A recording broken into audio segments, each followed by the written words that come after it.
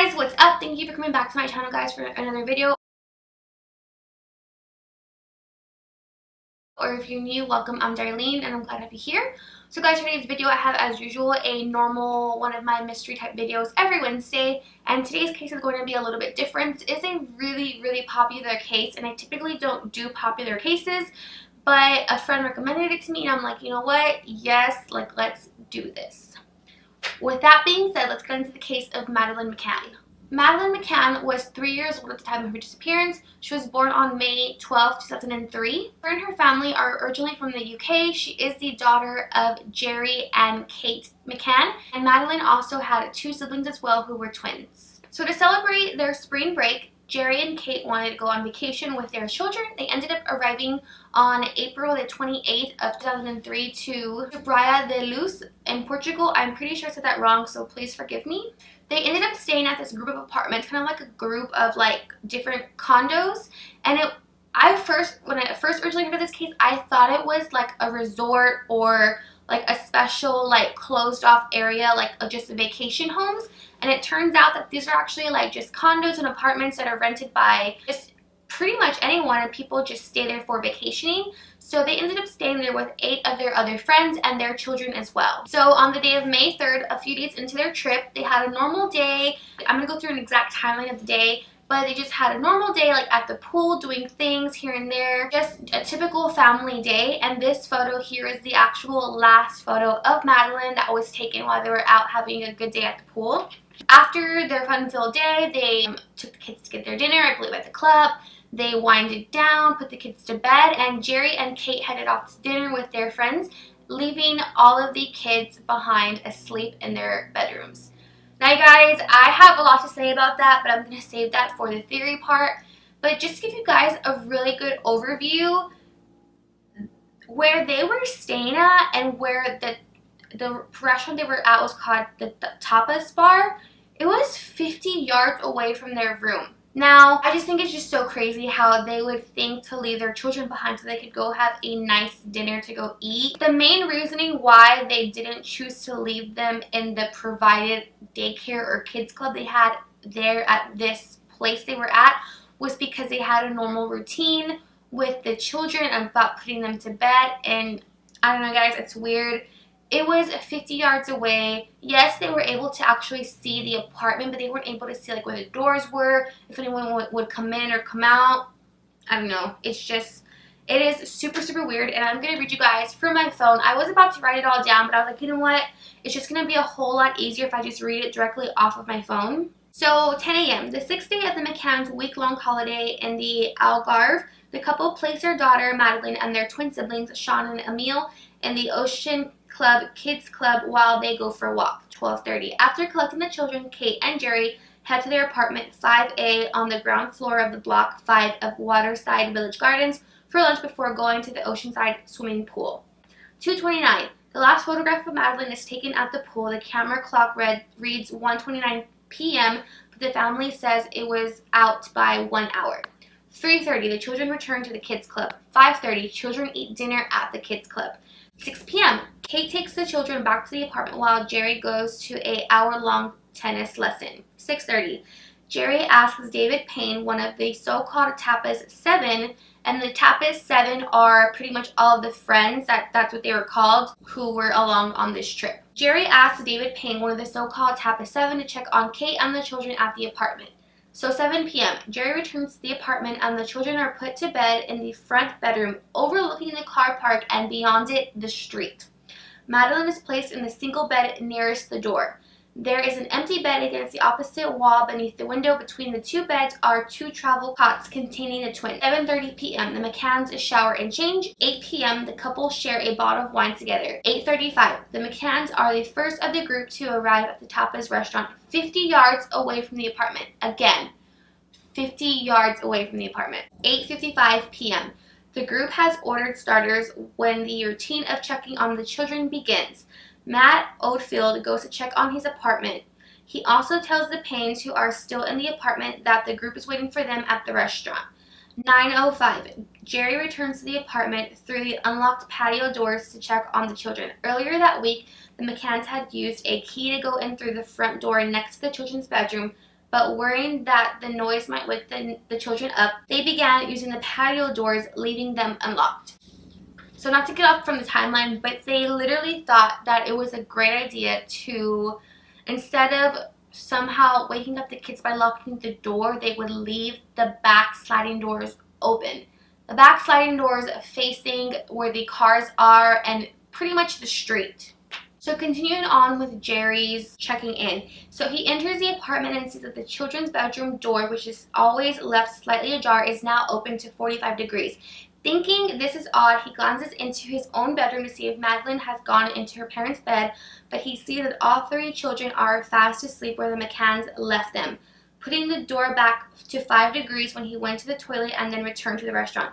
This is the last time he would see his daughter. 9:08. Jerry tells Jeremy Wilkins, another holiday maker at the resort, on the opposite side of the road as he walks back to the Tapas bar and crosses over to talk to him. Wilkins and his partner are eating in their apartment since their youngest child was not settled. The 2 men spend several minutes talking. 9:10 p.m. Jane Tanner was one of the other people there that were also part of the group or the Tapas 7. So Jane Tanner walked up to the road unnoticed by Jerry and Wilkins. Although she sees them, she spots a man walking quickly across the top of the road in front of her, going away from the apartment block and heading to the outer road of the resort complex. He is carrying a sleeping girl in pink pajamas who is hanging limply in his arms. This sighting is odd, but hardly exceptional in the holiday resort. Her daughter is fine. Tanner returns to the table. And so 9:30 p.m. Kate gets up to make her next check on the children, but Matthew Oldfield and Russell Bryan are checking too. Oldfield offers to check on the McCann's children. In the McCann's apartment, Oldfield notices that the children's bedroom door is open again, but this means little to him. He merely observes all is quiet and makes a curious glance inside the room, seeing the twins in their cot, but not directly seeing Madeleine's bed from the angle at which he stood. Afterwards, he could not say for sure if she had been there or not, nor could he say if the window and shutter had been open. He would later get a hard time from the police because of this. During his interviews, he was aggressively accused of taking Madeleine, coming under suspicion because he had offered to take Kate's turn. So in another article I read, I did read that when Matthew Oldfield offered to take Kate's turn to check on the kids, that he did seem super odd about it. Like, he was very uncomfortable. He hesitated at first, and then he said, no, I'll check on them. So that's also something to remember. So at 10 p.m., it is now Kate's turn. So Kate checks on the children. She becomes alarmed when she reaches out to the children's bedroom door and it blows shut. Inside the room, the window is open and the shutter is up. Twins are sleeping, but Madeleine's bed is empty. Shortly after 10 p.m., Rachel Oldfield goes to Tanner's apartment to tell her that Madeleine has been taken. Tanner says, oh my god, I saw a man carrying a girl. 10:15. Matthew Oldfield goes down to the 24-hour reception at the bottom of the hill to raise the alarm. Police are called. 10:30. Local police come and they're the first to arrive on the scene. 11:10. Detectives from the police arrive and have been contacted by the police constables. They see that there is a latch lock on the sliding glass window. The McCanns thought but could not be for sure that they had locked it at the start of the holiday. Later, it was discovered that it was common for cleaners to open the shutters and the windows to give the room some air. So there is no way of knowing whether the window was locked that night or not. Around 4 a.m., physical search for Madeleine is called off, according to witnesses. Detectives from the PJ leave. So that is the official timeline from when they had their start of the day to the end of the night. And when I first heard about this, my blood was boiling. Like, how could parents leave their children? And the one thing that this article did not mention, but another thing that I read elsewhere, was that when Kate at 10 p.m. when she sees that Madeleine is missing, she immediately runs back to the Tapas bar, leaving the twins in the room, runs back to the bar and says, they've taken her, Madeleine is gone, or something of that sort. Why would you not grab your children, your 2 children? What if this abductor was still in the room or in the area? Who knows if she was in such a panic that she left the door open? Like, I'm not a mother, but why would a mother, or why, I just don't understand how she would just leave them there knowing that Madeleine was just taken or missing or something. It makes absolutely no sense, you guys. Like, it makes no sense. So let's get on into the theories. there are like 2 super solid theories. So I've obviously seen several YouTube videos on this before I even had decided to cover this case. And I'm going to briefly talk about the other popular theories, but I'm going to get into detail just 2 real theories. So the first theory is that the parents were in on it. And it is said to be known that the parents may have accidentally killed her and covered it up to make it look like she was abducted. So apparently, and they were asked this and they actually denied it, but apparently it was known that they probably could have given the children some type of a sedative to help them go to sleep or to calm their nerves. And maybe they gave Madeleine too much. Maybe Madeleine didn't react well to it. She ended up dying or overdosing from the sedative. Instead of them taking the blame or whatever, I mean, it already looks bad that they were not there or they didn't have the kids with them or put them in the daycare. They were just in their room. But I think it would look even worse if she was found dead on their behalf and for their neglect. So cadaver dogs were also brought in, and there was one that smelled for human decompensation, and then the next one was for blood, and they searched soup like everywhere, but they were mainly focused on the area of the bedroom and then in the parking garage where the rental car was at. Next popular theory is that Madeleine woke up, and the day of her disappearance, that morning, she told her mother, "Why didn't you come when we were crying?" And that just led me to believe, okay, if Madeleine was crying the night before, she probably would have woken up again and she would have been wondering where her parents were.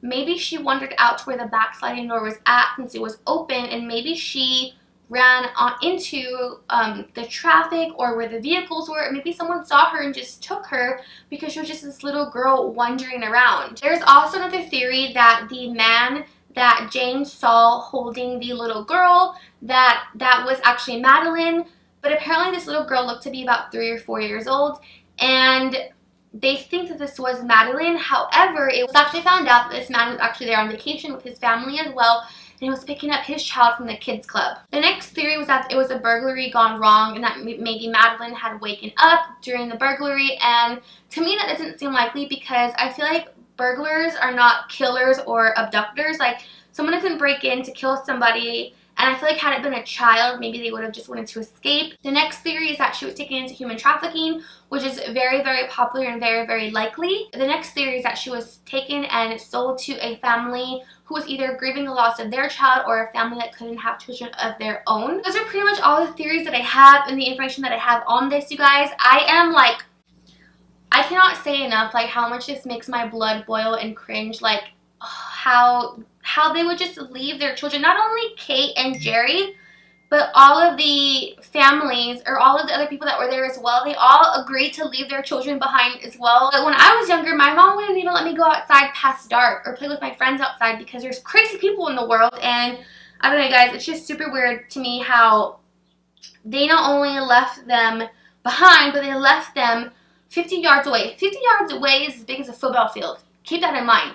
50 yards, you guys. So my theory and my take on this is that I believe that the parents were involved in Madeleine's disappearance or her death. I don't think that they necessarily killed her on purpose. I think it was an accident. I think that she either wandered off and she fell or something hit her head and she died. They found her while they were going to check on her.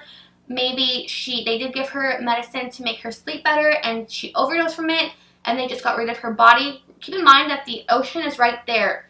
Imagine how many bodies and how many people are just in the ocean. Like, it's just an easy way for them to get rid of her. That's my theory. Let me know if your theories down below as well. I know that I barely scratched the surface of this case, and there's so much more that goes into this. If you really watch interviews of Jerry and Kate, their body language is so strange, you guys. Like, when I've seen families losing their kids or mourning the death of their children, they normally blame each other. Their marriage ends up failing. And you see them in interviews and they're just cuddling and holding and caressing each other, calming each other down. And I get it, everyone grieves and deals with things differently, but that just seems so weird how they're I guess they're just super strong in the situation and that they're really there for each other. But it's very strange to me. Alrighty, you guys, that's going to conclude today's video. Once again, I want to remind you guys, please join my sister and I on our Facebook Live. It's going to be tomorrow around 8 or 8:30 p.m. If you're watching this, it's Wednesday. Tomorrow's going to be Thursday. Once again, we go over a live discussion of the case. So we're going to be talking about the Madeleine Mccan case into more detail and just going to have more of an open discussion. So please join us there. Like our page so that you're notified when we go live. I know, again, I probably barely scratched the surface of this case, but if I covered every video, would be like an hour long, and I wanted to at least, you know, talk about the major key points. Have a good night, stay safe and be blessed wherever you are, and I'll see you guys soon. Bye!